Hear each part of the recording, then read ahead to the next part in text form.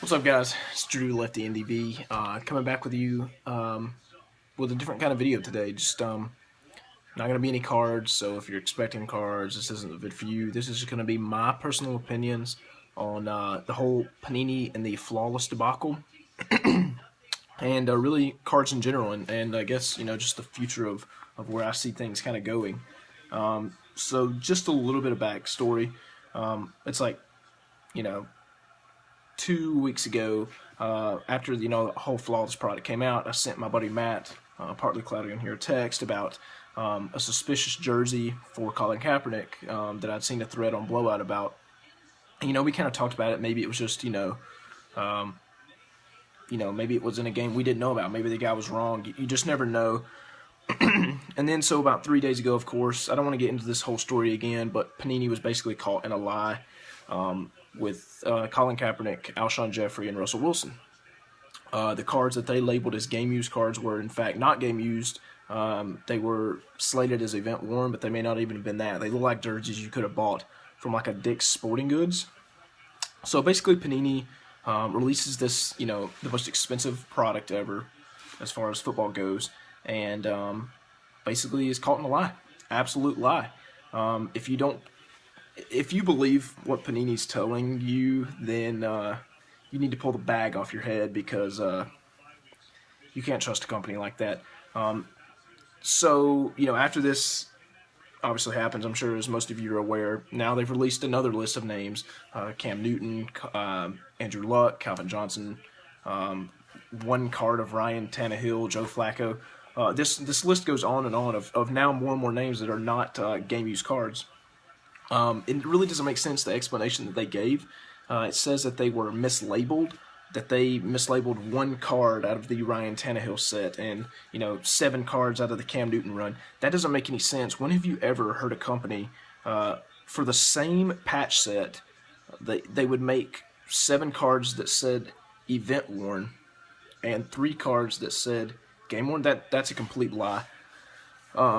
For them to even think that that's okay, you have to wrap your mind around the whole concept of what I'm getting here, is that instead of just saying, like Matt said in his video, that some dumb intern cut up the wrong jerseys and put them in the product, they made it even worse on themselves by saying that they mislabeled it, because now that kind of tears down the whole fabric of what flawless was supposed to be as far as veterans and game-used jerseys.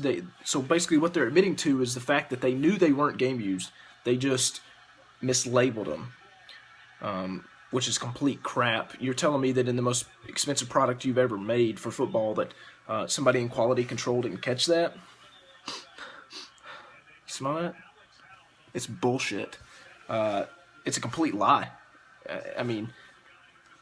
And this is the company, that going forward for the next 10 years is going to have the sole exclusive to produce football cards.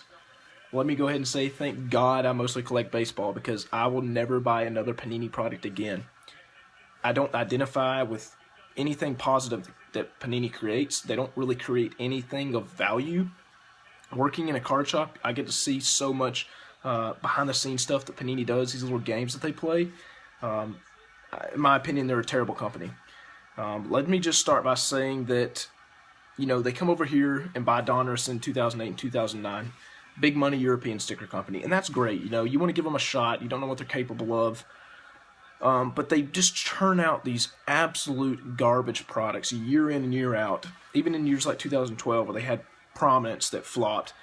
One recently is totally certified. Let me tell you what it totally is. It's totally garbage. Every single year they produce this product, comes out $120 a box, and by the year end you can get it for half that, $60. Working in the shop, I get to see, these price trends. Take the next Panini product that comes out, look at it, wait a month, and then see what you can get it for, because I guarantee you 8 to 9 out of 10 products that Panini produces fall to at or below cost within a month or two. I guarantee you. You can go on Blowout Cards right now and probably get half the products that came out earlier this year in the past 3 years for way less than what they do. It's absolutely ridiculous. And then when you work in a card shop, when something falls to below cost, and you're stuck with 6 boxes out of the 10 of the case, that destroys your whole profit that you make on the whole case. Panini is absolute junk. company. They don't produce anything of value. If they spent half as much time as they producing a solid quality checklist with actual witnessed autographs and real game used material as they do playing around on Twitter, playing around with their VIP parties for the big wigs that would sit around and spend $10K in wax a year on them. That's junk. That doesn't help anything. That doesn't help the regular people that collect that collect cards. It doesn't help distributors. It doesn't help shops. It doesn't help them even. But no, they'd rather play these little games on Instagram and Twitter, and get on their Knights Lance and preview all their sticker autograph cards that are coming out in their $600 products, which is absolutely absurd. If you buy, I'm speaking to you people, if you buy anything, over $250 has sticker autographs in it, then I really feel sorry for you, because that's where football cards is going. It's a bleak outlook. I don't really think things are going to go well for the next 10 years as far as Panini having the exclusive, because they just continue to produce garbage. The products that do well for them, namely like Contenders, National Treasures, those aren't products that Panini created, let's be honest. Those are products that Donruss and Playoff had already well established before Panini ever came into this game. So let's not try and give Panini credit where they don't even deserve it. This is something that was already made. It would be like me buying, Walmart and taking credit for the stuff that's already there. Like it just, Panini doesn't really create anything of value. What they do well is lie, as evidenced in this flawless product. What company thinks it's okay to use event-worn material for veterans anyways? I mean, that in itself is absolutely insane. Go ahead and add in the fact that the box cost over $1,000. It's just absolutely incredible. I have no respect for Panini, and the only way that I can make an impact myself is to just not buy Panini cards, and that, as Matt stated, that goes beyond wax. You can't just say, well, I'm not going to buy wax, but I'm going to spend $1,000 a year in Panini group breaks, or I'm going to buy singles. It doesn't work like that. You can't do that, because that's putting dollars in Panini's pockets. The guy that you bought that single from probably bought a box or joined a group break to get that single. So you can't do that. It has to be 100% committed to that. You can't just say you're not going to buy Panini, boxes. Just doesn't work. So yeah, kind of a bleak outlook. I really feel bad for mostly football guys, because this is a company that you're going to have for the next 10 years, and they're slowly chipping away at little integrity that was left in this hobby.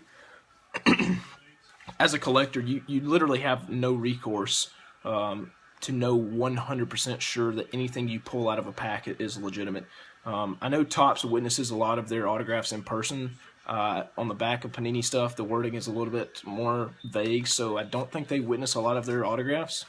So even to that brings a question. And I know they've had extensive issues with people like Des Bryant, Cam Newton, Cordero Patterson, whose signatures look completely different on Panini cards versus their Topps cards. They look completely different. Look it up. Do the research yourself. Don't take my word for it. Don't take Matt's word. Don't take the guy in Sports Card Radio's word. Go out and educate yourself, because at the end of the day, if you want to collect Panini, then you need to be aware of the sort of things that they do. And I know I do. I work way too hard for Panini to put a bag over my head and lie directly to my face. It's a slap in the face. And the only way you can fight back is just to not buy their product. Just don't buy it. As simple as that. So you have no recourse as a collector. There's nothing. You're not there when they buy the jerseys from some sleazy guy who may or may not even work for the team. You don't know the way that they buy these jerseys. You don't know how these jerseys are stored. You don't know how these jerseys are put then into the cards. You put 100% of your trust as a collector into a company, and when they destroy that, it's something that is very hard to get back. Trust is earned, not given. Panini, while I didn't really respect them as a company, I at least trusted them to some extent. Not anymore. That's gone. I will never buy another Panini product again. Single, wax, pack, box, group break. I'm just not going to support a company that, you know, is dumb enough to believe that I'm that stupid to believe their lies. It's just not going to happen. And if you collect Panini, that's fine. That's your prerogative. I'm not going to tell you, you know, that you shouldn't do it, although, you know, look at the facts. It may be true. It's something that each individual person has to kind of come to terms with on their own. And as a football collector, I can understand how that may not even be possible if you want to collect in the next 10 years. So I'm kind of glad that's a problem I don't really have to encounter. Panini, not very much good to say about them. You got caught in a lie, and instead of manning up about it, you made it worse for yourself by just saying that, you know, in our $1,300 product, you know, we were okay with using event-worn stuff for veterans that have been in the league 7 years, but we just mislabeled it. Yeah, I'm not that stupid. So that's all I've got to say. It's, you know, pretty late at night. Just making this response video for Matt after I watched his kind of inspired me. I don't do a lot of these, so enjoy it. Hope you enjoyed me bitching this whole time about Panini. Peace out, guys.